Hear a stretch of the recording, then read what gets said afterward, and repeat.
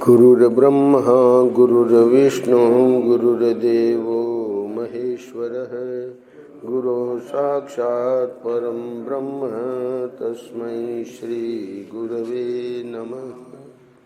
नारायण नारायण नारायण नारायण।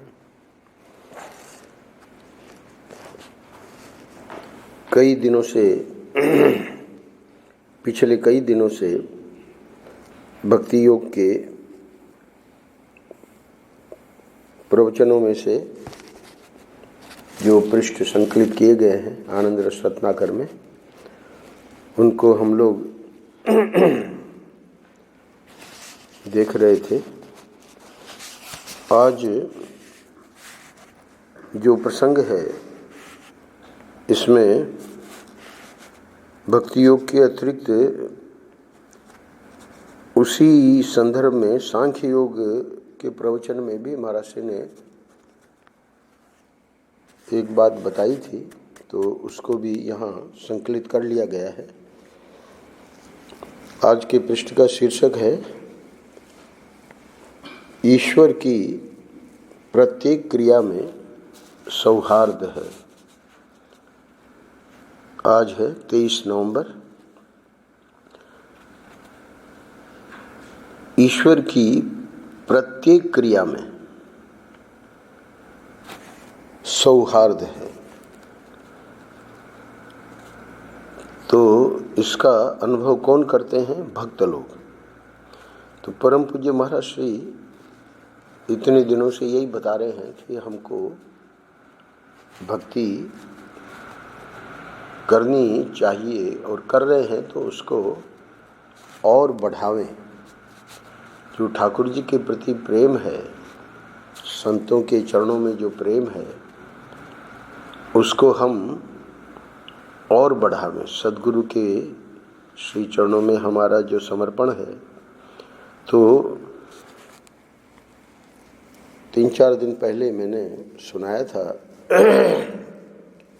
साधन शरणागति, पाक शरणागति और अनन्य शरणागति। यात्रा प्रारंभ होती है साधन शरणागति से, धीरे धीरे धीरे धीरे वही हमारी जो साधना है वो पाक शरणागति में प्रवेश करती है। इसमें अगर साधक इसी जन्म में जैसे गुरु ने बताया है वैसे कर रहा है, तो इसी जीवन में उसका अनुभव कर सकता है, अथवा कई जन्मों की साधना में ये जो शरणागति है वो पक जाती है, पाक शरणागति। जैसे सूरदास जी ने कहा, हाथ छुड़ा के जात हो निबल समझ के मोए, हृदय से जब जाओगे सबल बंधूंगा तोए। पाक शरणागति में भक्त को ये विश्वास है कि ठाकुर जी हमारे हृदय से नहीं जा सकते। और अनन्य शरणागति में अब कुछ बचा नहीं करने को, क्योंकि अपना अहम पूरी तरह से मिट जाता है। तो इसी को भक्ति की भाषा में कहते हैं कि ईश्वर को भक्त पहचान लेता है, यानी स्वयं ठाकुर जी कृपा करके अपनी पहचान करवा देते हैं। तो आज महाराज जी बताएंगे शुरू में, ईश्वर का अनुग्रह ही दुख और सुख बनकर आता है। क्योंकि जो प्रारंभिक शरणागति है, जो प्रारंभिक यात्रा है साधक की, तो उसमें ये जो सुख और दुख आते हैं, तो संत लोग समझाते हैं कि उसको किस दृष्टि से हम वो जो जीवन में सुख अथवा दुख जब भी जो भी आवे, तो पहले बता रहे हैं कि दुख जब आवे तो क्या दृष्टि रखनी चाहिए। पहले वाक्य में ये बताया कि ईश्वर का अनुग्रह ही दुख और सुख बनकर आता है। अर्थात हमको ये नहीं सोचना चाहिए कि दुख जो है वो ईश्वर का कोई दंड है या हमारे पापों का कर्म है, पापों का फल है। सब प्रकार की बातें शास्त्रों में आती है, पर जैसे जैसे भक्ति बढ़ती है वैसे वैसे दृष्टिकोण देखने की दृष्टि बदलती जाती है।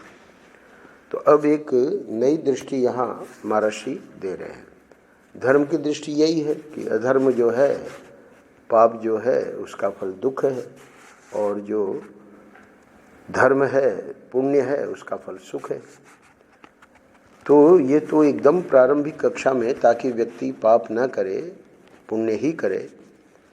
पर और जब आगे यात्रा में यानी साधना में बढ़ता है तो अब वो पाप पुण्य वाली बातें बहुत पीछे छूट जाती हैं, रहती हैं अपने दिमाग में, पर देखने का जो अब तरीका है, पहले दुख को हमेशा यही मानता था कि हमारे पापों का फल है, पर अब देखिए दुख को महर्षि क्या कह रहे हैं। वह यानी ईश्वर का अनुग्रह, प्रथम वाक्य में जो है, तो ईश्वर का अनुग्रह हमारे ऊपर आ रहा है। वह ईश्वर का अनुग्रह कभी कभी मनुष्य को तपाने के लिए दुख के रूप में आता है, जिससे कि उसकी तपस्या बढ़े। भक्त क्या सोचता है जब दुख आया, तो वो यही सोचता है कि ठाकुर जी ने हमारी तपस्या को बढ़ाने के लिए, हमारे भजन को बढ़ाने के लिए दुख को भेजा है।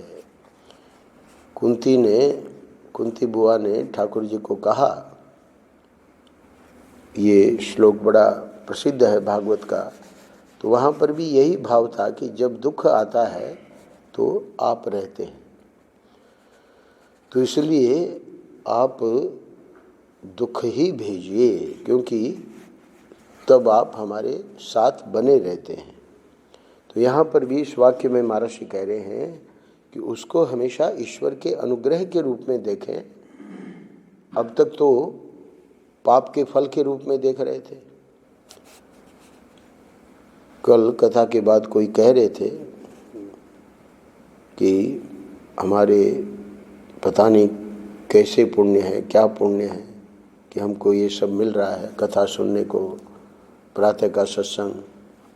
तो हमने कहा कि वो इस मार्ग में थोड़ा आगे बढ़े हुए हैं, तो हमने कहा कि ये पुण्य का फल नहीं है, ये अहेतु की कृपा है। इसी को आज समझा रहे महर्षि, ईश्वर का अनुग्रह है। आगे बताएंगे, पहले दुख के बारे में बता रहे हैं। तो दुख जब आवे तब भी ईश्वर का अनुग्रह मानना है। ईश्वर का अनुग्रह दुख रूप में क्यों आवेगा? क्योंकि हम लोग प्रमादी हैं, आलसी हैं, तो इसलिए हमको जगाता है दुख। स्वामी अनुभवानंद जी का वो बताया हुआ हमको बड़ा प्रिय है कि स्वप्न में मोटरसाइकिल का एक्सीडेंट हो गया, व्यक्ति गिर पड़ा और बड़ी बुरी तरह से घायल हो गया, पर उतने में उसकी नींद उड़ गई, यानी स्वप्न था। तो स्वप्न में भले एक्सीडेंट तो हुआ, परंतु उस एक्सीडेंट ने उसको जगा दिया। तो जगाने से क्या हुआ? उस एक्सीडेंट ने जो जगाया, तो जगने से उसने देखा कि मैं तो स्वस्थ हूँ, बिस्तर में सोया हूँ, मुझे तो कुछ हुआ नहीं। तो वो जो स्वप्न के शरीर में अपना मैं किए हुए था, तभी तक उसको वो कष्ट था। जैसे ही जगा वैसे ही वो स्वस्थ हो गया। तो ठाकुर जी जागृत में, क्योंकि ये भी दीर्घ स्वप्न है, तो इस दीर्घ स्वप्न से संत लोग तो अपने उपदेशों से जगाते हैं, पर ठाकुर जी बड़ी कृपा करते हैं। इसीलिए महर्षि का आज का प्रथम वाक्य है, ईश्वर का अनुग्रह ही दुख और सुख बनकर आता है। कभी ये नहीं सोचना चाहिए कि ये जो दुख आया है ये हमारे पापों का फल है। अथवा सुख आया है, ये हमारे पुण्यों का, ये आगे की कक्षा। और जब हम साधना में आगे बढ़े तो ये दुख क्यों आया, तो महर्षि ने समझा दिया कि कभी कभी मनुष्य को तपाने के लिए दुख के रूप में ये ईश्वर का अनुग्रह आता है। उससे क्या होगा, जिससे कि उसकी तपस्या बढ़े, उसका साधन, उसका भजन, उसका जो प्रेम है ठाकुर जी के प्रति कि आप कितने कृपालु हैं, दुख देकर भी हमको आप अपनी ओर, क्योंकि हम तो वैसे आवेंगे नहीं आपकी ओर। दुख में सुमिरन सब करे, सुख में करे न कोई। तो आगे सुख की बात बताएंगे। जो सुख में सुमिरन करे तो दुख काहे को हो। तो सुख में जब सुमिरन करने लगेंगे तो दुख भी आवेगा, तो पता लग जाएगा कि वो भी भगवान का अनुग्रह है, तो फिर दुख नहीं होगा। तो यही है, यानी जब तक शरीर स्वस्थ है, ये नहीं कि बुढ़ापे में सत्संग करेंगे, बुढ़ापे में भजन करेंगे, जब तक शरीर स्वस्थ है ना, तभी ये कर लो। अच्छा, एक और बात है, ईश्वर का अनुग्रह जब दुख के रूप में आता है तो मन में सहन शक्ति भी हमारी बढ़ती है। तो ये भी ठाकुर जी किस लिए देते हैं दुख, सहन शक्ति आवे। आज सबसे बड़ा ह्रास अगर हुआ है तो वो सहन शक्ति का। सहन शक्ति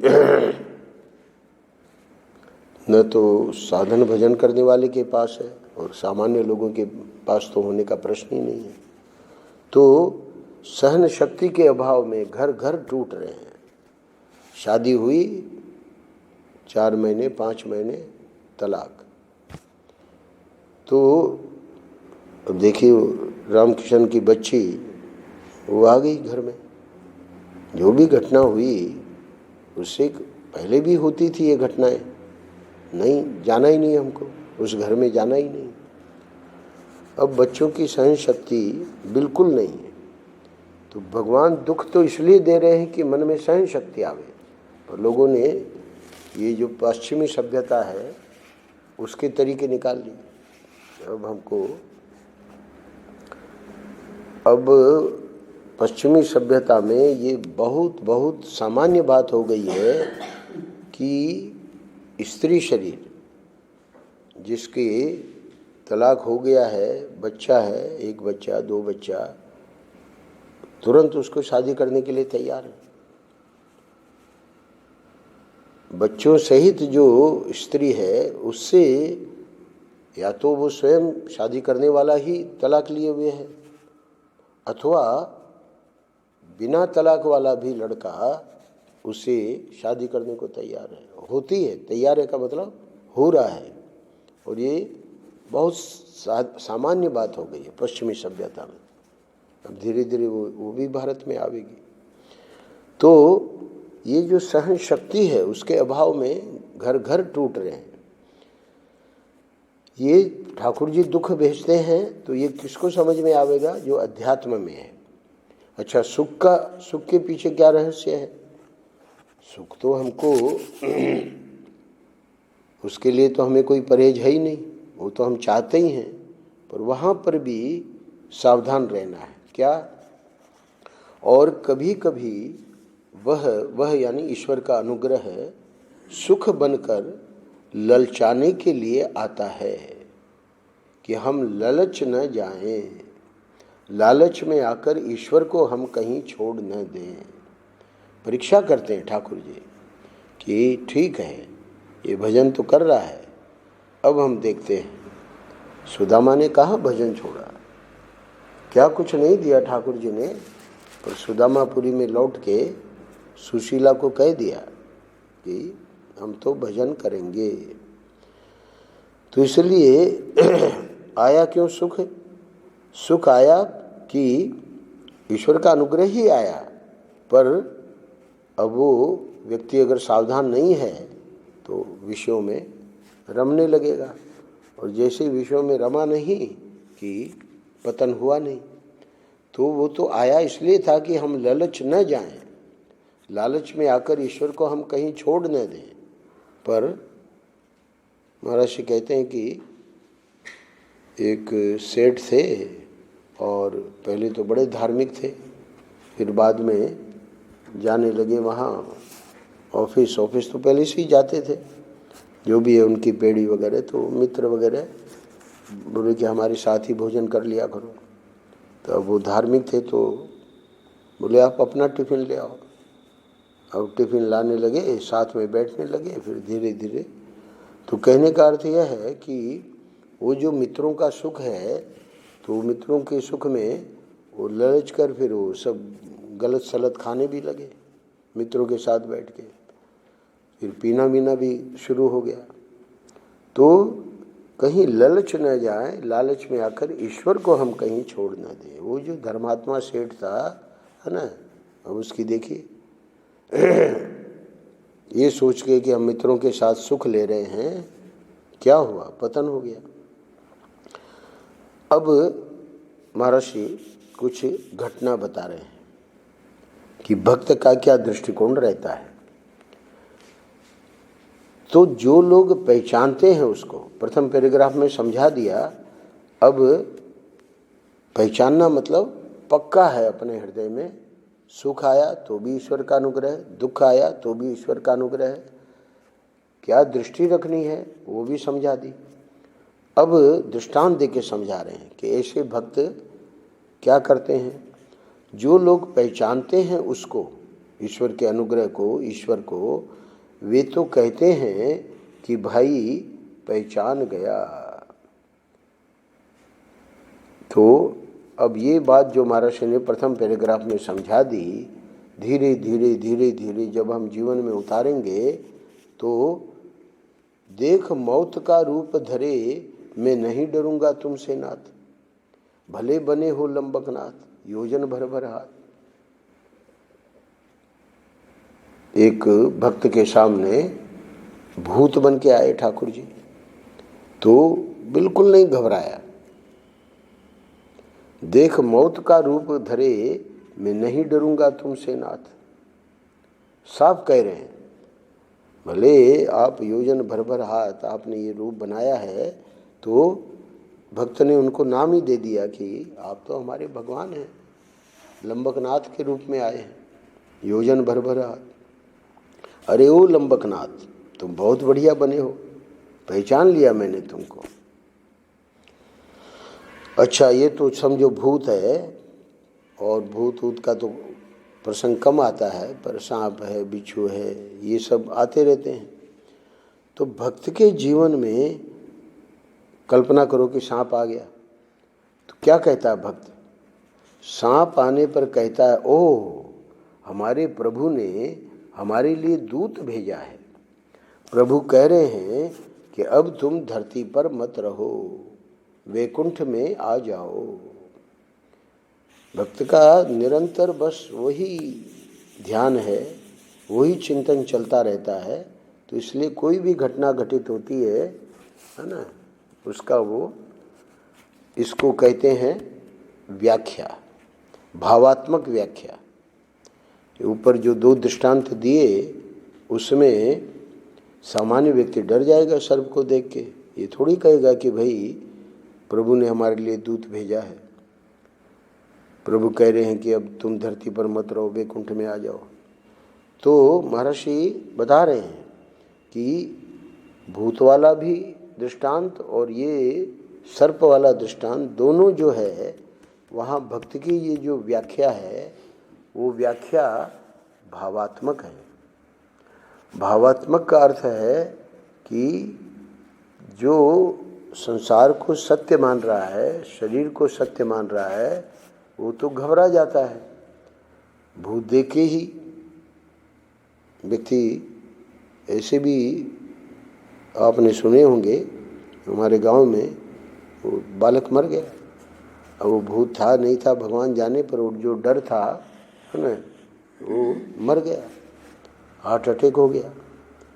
तो अब भावात्मक व्याख्या है ये। तो लंबकनाथ को देखकर भी वो नहीं डरे नामदेव जी, और इधर जो सर्प आया उसको भी देख के ऐसे भक्त होते हैं। रोटीराम बाबा सामने सिंह आया, बोले आ जाओ, अगर तुमको आदेश हो गया है तो आ जाओ, यहाँ तो बहुत मालताल है। मोटे थे, शेर देख के लौट गया। तो कहने का अर्थ है कि ऐसी व्याख्या कौन कर पाएगा, हर व्यक्ति तो नहीं कर पाएगा। तो इसलिए अगले वाक्य में कह रहे हैं कि यह जो भावात्मक व्याख्या है जो होती है, ये भी ईश्वर के अनुग्रह से आती है। देखिए, पहले तो ईश्वर का अनुग्रह बताया दुख के रूप में आता है, सुख के रूप में आता है। अब दुख और सुख की जब ये परिभाषा शास्त्र ने और संत ने हमको समझा दी और हमारे जीवन में उतर गई, तो अब हमको कैसी भी परिस्थिति आवेगी, हम भावात्मक व्याख्या कर लेंगे। इसलिए परम पूज्य महर्षि कह रहे हैं कि ईश्वर का अनुग्रह सुख और दुख के रूप में तो समझा दिया, पर ये जो भावात्मक व्याख्या भक्त कर लेता है, उसमें भी ईश्वर का अनुग्रह है। ये नहीं सोचना चाहिए कि अब मैं जो है ना, मेरी साधना इतनी साधना बढ़िया मैं कर रहा हूँ कि ऐसी व्याख्या मैं कर लेता हूँ। वो भावात्मक व्याख्या तुम्हारी की हुई नहीं है, वो तो ईश्वर के अनुग्रह से तुम्हारी बुद्धि में ये बात आई है। इसका ध्यान रखना चाहिए, क्यों? नहीं तो अभिमान बनेगा। अभिमान को हटाने के लिए ही ये पूरी की पूरी साधना है, उल्टा हो जाएगा।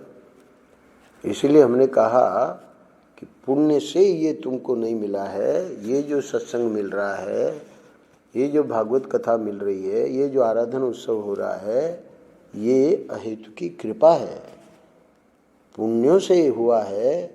इस प्रकार का चिंतन भक्त नहीं करता। आगे की कक्षा है ना, धर्म के आगे की कक्षा है भक्ति। तो आगे की कक्षा में अहेतु की कृपा, हम तो इसके योग्य ही नहीं हैं और ठाकुर जी कृपा कर रहे हैं। तो इसलिए भावात्मक व्याख्या में भी अभिमान नहीं होना चाहिए कि देखो उस समय मैंने कैसी बढ़िया व्याख्या करके, है ना, और उस परिस्थिति में कैसे मैं निकल आया। कुछ नहीं, सदगुरु ने बुद्धि दी, ठाकुर जी ने उस समय ऐसी बुद्धि करी और हम उस कष्ट में से निकल आए। एक और दृष्टांत देते हैं। एक बालक जंगल में गया। ये ऊपर वाला सांख्य योग का था। अब भक्ति योग में जो हमको इसी संदर्भ में बातें मिली, तो उसको भी यहाँ दोनों को जोड़ दिया है। एक बालक जंगल में गया, वहाँ उसने देखा कि सामने से शेर आ रहा है। वह बहुत डरा, पेड़ पर चढ़ना आता नहीं, अच्छा भाग सकता नहीं, यानी अब वो क्या भागेगा, शेर के सामने बेचारा बालक क्या भागेगा, तो भाग सकता नहीं। अब प्राण गए, निश्चित है कि अब तो शेर खा जाएगा। लेकिन शेर जब कुछ पास आ गया तो बालक ने देखा कि वह तो उसका बड़ा भाई ही शेर की खाल ओढ़े है। बालक दौड़कर भाई के गले से लिपट गया और बोला, भैया मुझे आप डराते हो। बड़े भाई ने कहा, डराने की क्या बात है, ये तो हम दोनों खेल रहे हैं। तो ईश्वर और जीव का ये खेल चल रहा है। यहाँ दृष्टांत दिया बड़े भाई और छोटे भाई का। तो द्वा सुपर्णा सयुजा सखाया, उपनिषद में आया है कि ईश्वर हमारा सखा है, पालक सखा है। हम लोग बालक सखा हैं और ये पालक सखा है। तो पालक सखा क्या करता है, खेलता है, सखा आपस में खेलते हैं। तो भैया ने समझाया कि डराने की क्या बात है, ये तो हम दोनों खेल रहे हैं। तो ऐसे ही भावात्मक व्याख्या में ये समझ में आवेगा कि निरंतर ठाकुर जी हमारे साथ एक खेल कर रहे हैं। अब महर्षि पूरा कर रहे हैं। अगला वाक्य महत्वपूर्ण है। वस्तुतः ये संसार के लोग ईश्वर को पहचान नहीं रहे हैं, इसलिए दुखी हो रहे हैं। संसार में दुख तो कोई वस्तु ही नहीं है। ये बहुत विचित्र वाक्य है। क्यों? क्योंकि बहुत आगे बढ़े हुए भक्तों की बात छोड़ दीजिए, बाकी तो कोई भी ये वाक्य सुनेगा कि संसार में दुख तो कोई वस्तु ही नहीं है, तो अनुभव तो बिल्कुल उल्टा है कि दुख ही भरा पड़ा है। तो महाराज जी बता रहे हैं कि जब दुख नाम की वस्तु नहीं है तो दुखी क्यों हो रहे लोग? ये संसार के लोग ईश्वर को पहचान नहीं रहे, बस कारण इतना ही है। अब इतना ऊपर अभी तक हमने जो सुना महाराज जी का और व्याख्या यहाँ प्रस्तुत की गई, तो इसमें ये बात स्पष्ट हो गई। भावात्मक व्याख्या कर लें, दुख नाम की कोई चीज़ ही नहीं है, ये तो खेल चल रहा है। तो ईश्वर को पहचान नहीं रहे हैं। आनंद रत्न में डॉक्टर लीना ग्रोवर करके महाराज की शिष्या है, तो हमारे वो जो कमल आते हैं उनके मित्र हर रविवार को महाराज का अखबार में देते हैं। हमने ही उनको बता दिया आनंद रत्न पुस्तक में से ये प्रसंग, तो एक एक करके प्रसंग देते हैं। मनुष्य संसार की बातों से, आपके उसमें नहीं है, ये उन्होंने छापा था अपने अखबार में। मनुष्य संसार की बातों से दुखी कब होता है, शीर्षक है। जब संसार की बातों से राग होता है। संसार में बुराइयां होने से संसार दुखी नहीं करता है। जब हम संसार को अपनी इच्छा अनुसार रखना चाहते हैं और संसार वैसा नहीं रहता है, तब हमें दुख होता है। कैसे महाराज? और स्पष्ट कर रहे हैं। जब हमारे मन में कोई दुराग्रह होता है तब दुख होता है। मन में जो काम, क्रोध, लोभ आदि मल हैं, दुर्गुण हैं, ये सब क्यों है? अहमता ममता के कारण है, अज्ञान के कारण है। जब मन इनसे रहित होता है तब वह संसार की बातों से दुखी या सुखी नहीं होता है। तो भक्त के जीवन में क्या हुआ? ठाकुर जी से प्रेम हो गया, तो संसार की अहमता ममता कम हो गई, कट गई। तो अब वो जो है काम, क्रोध, लोभ जो है वो अहमता ममता के कारण आते थे, वो भी नहीं रहे। तो भक्त जो है वो संसार की बातों से दुखी या सुखी नहीं होता है। ये बात हमने आज देखी। तो ये कब होता है? जब मन शुद्ध होता है। तो मन को शुद्ध करने के लिए ही साधना है, इसीलिए ये सत्संग हम कर रहे हैं। अब एक महाराज दृष्टांत देके समझाते हैं। इस दृष्टांत से बात और स्पष्ट हो जाती है। संसार तो भगवान का है, इसमें तुम्हारा क्या है? प्रश्न कर रहे हैं महाराज श्री। भाई हमने ममता बना ली, पहले तो अहमता, इसमें अहम, ये शरीर भी भगवान का है, ये मैं हूँ, ये मेरा है, ये गलती हो गई, और फिर कुटुंबी को, परिवार को, है ना, तो ममता हो गई। तो अब ये अहमता ममता है, उसको हटाने के लिए एक दृष्टांत देके समझा रहे हैं। जो वस्तु तुम्हारी है ही नहीं, अब वहाँ देखिए जो स्वप्न में शरीर मिला उसमें हमने मैं किया, अब वो एक्सीडेंट हुआ तो हम दुखी हो गए, पर जब जागे तब पता लगा कि वो तो हम है ही नहीं।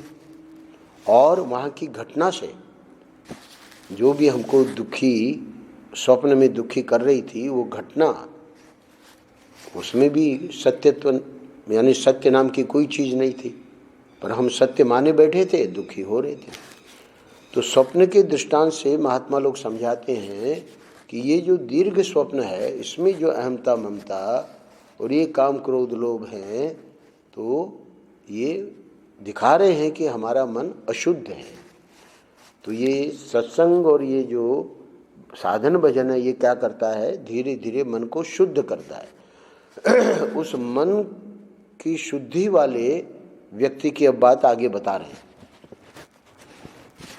ध्यान से सुनना। संसार तो भगवान का है, इसमें तुम्हारा क्या है?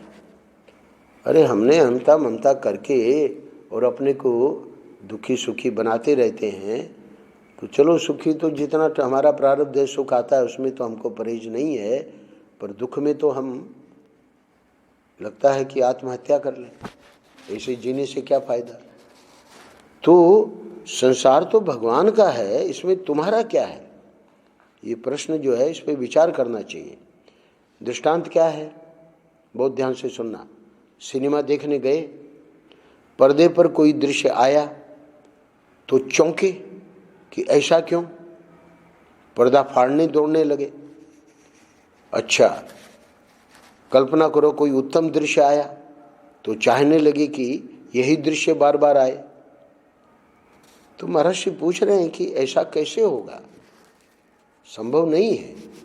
अरे भाई, सिनेमा देखने गए हो तो न तो पर्दे को फाड़ने के लिए दौड़ो और न कोई अच्छा दृश्य आवे तो उससे कि वो दृश्य बार बार आवे। अरे वो तो तुमने जो टिकट निकाली है एक बार आएगा। तो कुछ मूर्ख लोग होते हैं तो उस सिनेमा को बार बार देखते हैं। फलाने सिनेमा को हमने 10 बार देखा, तो क्योंकि उसी समय तो बार बार नहीं आएगा, फिर टिकट निकालो फिर देखो। तो ये दृश्य बार बार आना, इस प्रकार का भाव होना भी सिनेमा में हमारी गलती है। और ये दृश्य क्यों आया, ये भी गलती है हमारी। तो यह जो संसार है, ये तो हो गया दृष्टांत। अब जो समझा रहे महर्षि उसको ध्यान से सुनना। यह जो संसार दिखता है उसमें ईश्वर ही पर्दा है, ईश्वर ही दिखाने वाला है। तो दिखाने वाला जो है, निमित्त जो है, वो भी ईश्वर है। और पर्दा का मतलब उपादान। तो मेकर और मेटर, मेकर यानी बनाने वाला और मेटर यानी बनने वाला। तो मेकर और मेटर दोनों ईश्वर ही है। तो अब पर्दे में जब सिनेमा देखने गए तो वहाँ तो बात समझ में आ गई कि भाई अपने चलाए वहाँ कुछ नहीं होगा, वो तो जो टिकट लेके देखने गए हैं है ना, वो हमको देख के, क्योंकि सच्चा कुछ भी नहीं है। तो इसी प्रकार ये जो दीर्घ स्वप्न है ये ईश्वर का चल रहा है। तो ईश्वर का जो स्वप्न चल रहा है, वो जो हमारा स्वप्न था वो तो अलग अलग था। मेरा अलग था, पुजारी जी का अलग था, है ना, तरुण का अलग था, शर्मा जी का अलग था, माता जी का अलग था। वो तो हमारा स्वप्न था, हमारे संस्कारों से।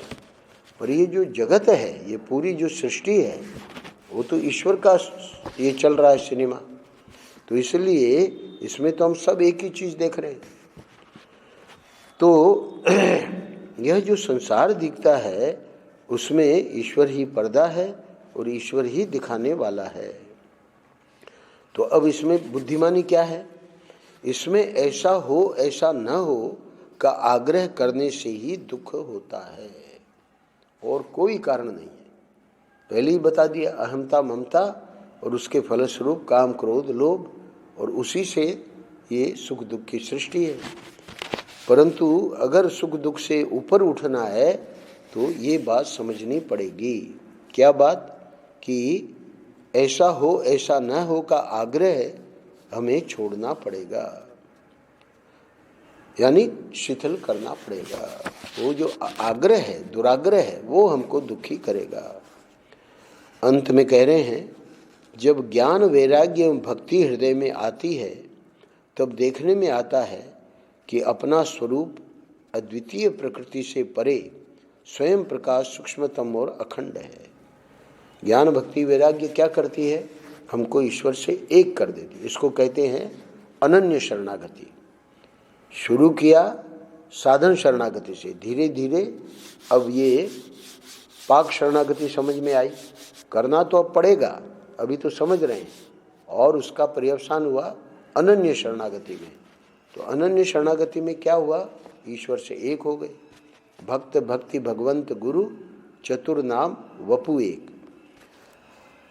तब प्रकृति प्रतीति मात्र रह जाती है। अब जो संसार है वो सच्चा नहीं है, प्रतीति मात्र। संसार और शरीर जो है तो ये फाइनल हो गया।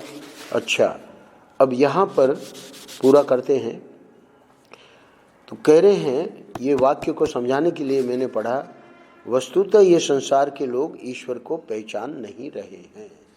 तो महाराज ने सिनेमा का दृष्टांत देके ईश्वर ही बनाने वाला है, ईश्वर ही बनने वाला है, ये बात अगर हम गांठ बांध लें तो संसार में दुख नाम की कोई चीज है ही नहीं।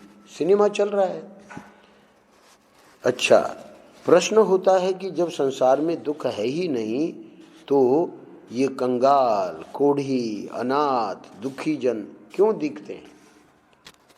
आप कैसे इसको मना कर सकते हो कि दुख नहीं है? अरे, जवाब दे रहे हैं महर्षि, स्वयं प्रश्न उठाया और उसका जवाब भी, समाधान भी खुद कर रहे हैं। अरे, इन रूपों में भी वह परमेश्वर ही है। सिनेमा है ना, अभिनय दिया है, सिनेमा में अभिनय दिया है। राजेश खन्ना पुराना एक्टर, अब तो नए नए आ गए, तो वो गरीब का अभिनय कर रहा है। अब वो गरीब के अभिनय करने में भी वो जान रहा है कि मैं तो अरबपति हूँ। तो देखिए कितना बढ़िया अभिनय कर रहा है गरीब व्यक्ति का। तो इसलिए वहाँ वो गरीब या कोढ़ी या कंगाल है नहीं, वो तो सिर्फ अभिनय है उसका। ईश्वर ही जब बना है, वही बनाने वाला है। तो महर्षि बता रहे हैं कि इन रूपों में भी वह परमेश्वर ही है। अरे महाराज, ऐसे रूप क्यों धारण किए उसने? ऐसी एक्टिंग करके फायदा क्या है? उसने ये रूप इसलिए धारण कर रखे हैं कि उसे इन रूपों में देखकर तुम्हारा कठोर हृदय कुछ तो पिघले। कल एक श्लोक सुना रहे थे सुबह के उसमें प्रवचन में। शिवकरण पांडे जी आए थे, जो भागवत के बहुत बड़े विद्वान हैं और हजारों विद्यार्थी तैयार किए हैं भागवत के श्रीनाथ धाम में। अब तो अस्वस्थ हैं, तो आए थे और उन्होंने सुनाया कि ये जो भिखारी है वो कह रहा है कि देख लो मेरी स्थिति, देख लो। कोढ़ी कंगला कह रहा है कि मैंने पिछले जन्म में कोई आया था और मैंने दान नहीं दिया, तो वो दान नहीं दिया, उसका फल। ऐसे करके संस्कृत में श्लोक है। तो कह रहे हैं कि उसने ये रूप, यानी ठाकुर जी ने ये रूप इसलिए धारण कर रखे हैं कि उसे, यानी ठाकुर जी को, इन रूपों में देखकर तुम्हारा कठोर हृदय कुछ तो पिघले, कुछ तो हृदय में पड़ी माया मोह लोभ की गांठ ढीली पड़े। तुम्हारा हृदय द्रवित करने के लिए कभी वह चार चपत लगाता है और कभी दीन बनकर तुम्हारे सामने आता है। क्या अर्थ हुआ? आज के पृष्ठ का क्या अभिप्राय है? ठाकुर जी की प्रत्येक क्रिया में सौहार्द है। नारायण नारायण नारायण नारायण। श्री राम जय जय राम।